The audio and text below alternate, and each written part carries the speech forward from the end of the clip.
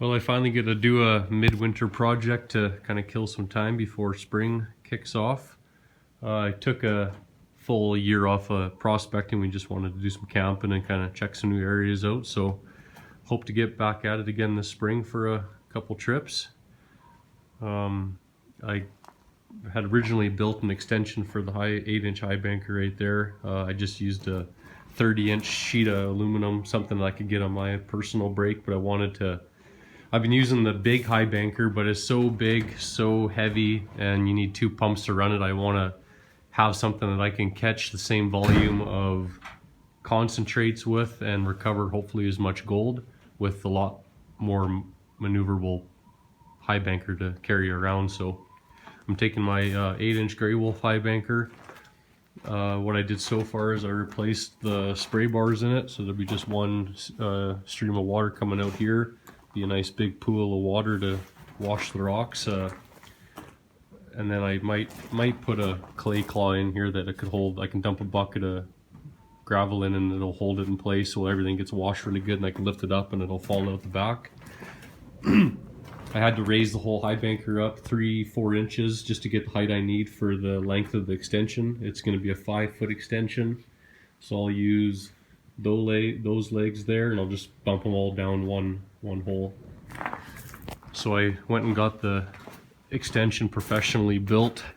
He had a big bending brake, and he has all the setup for aluminum welding. So I got the flare up at 8 inches there, and then it'll widen out to 12. And the whole length of that is 5 feet, so I'll have about 4.5 feet of extra sluice. And I tried to keep the same taper all the way down so it kind of matches the slope. And what that one is, it gradually gets smaller as it goes down. So that's the plan. I'm going to use expanded metal in the 12-inch part, and then I'm going to redo the gold hog matting. I wasn't happy with the mother load or the downdraft, so I'm going to switch everything to Talon all the way through. I think it has the best capture amount of concentrates it captures and amount of gold too, so I'll probably clean this mat out once a day, and then maybe the extension I might only clean it out once every 2 days. So that's the plan. We'll get at her.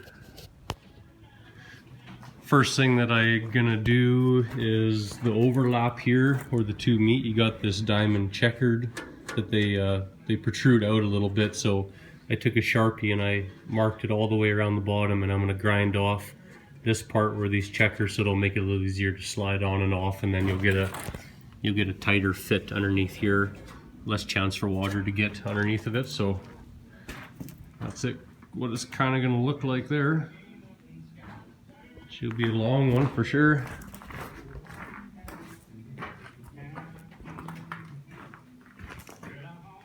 Nice flare to her. And we're going to start drilling a hole to bolt the extension on.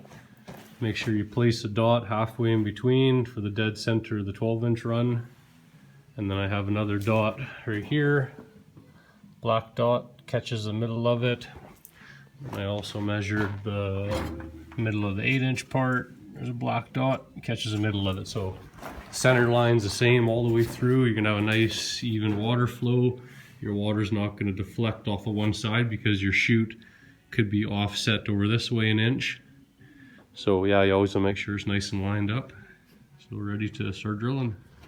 There, I got the extension bolted on. I got the first half set at 8 degrees, and then I'm gonna shallow it up to 5 degrees, which is 0.3 of a degree over 1 in 12 pitch, which is I think is ideal for expanded metal. If anybody has any recommendations on a good degree to set the Talon mat to, let me know. But I found 10, 11's too steep, and I think anything less than 8 you're gonna not have a proper exchange and your mats might plug up. So now I'll start working on the front legs to hold the extension. And I think when I'm done, I'm gonna cut these legs off and stick them level when they're at 8 degrees. This one kind of fans out this way. This one kind of kicks out frontwards. I think he did that just to kind of have the stance a little bit wider.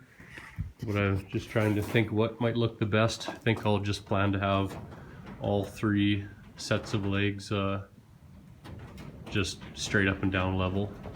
Probably look a little nicer than having them kicked out every direction. Frame is all built. Just gonna mark the holes out and bolt it on. I was gonna do equal spacing between the legs, but that would have ended up having that leg about halfway along the extension, so I moved it ahead an extra foot.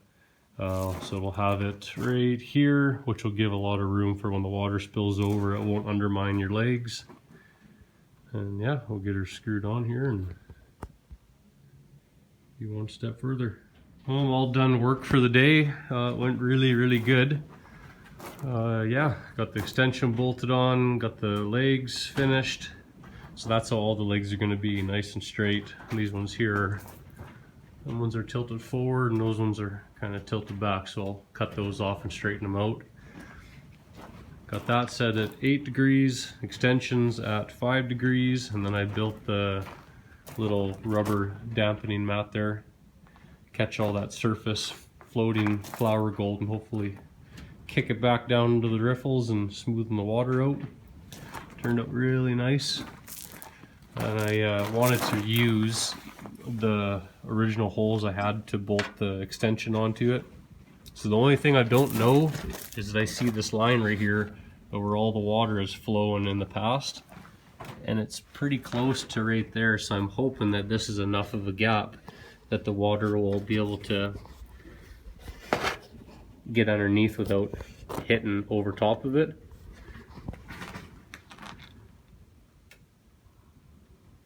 Worst case, I'd be able to take that mat and be able to flip that bar around so it's the other way around, I guess.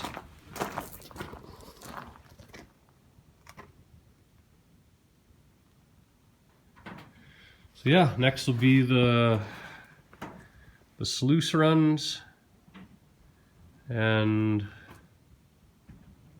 yeah, that's pretty much about it. I gotta put the expanded metal in there, and I gotta build a frame for it with a couple latches just for quick connects to hold it in place, and then I'll be ready to throw some new gold hog matting in it.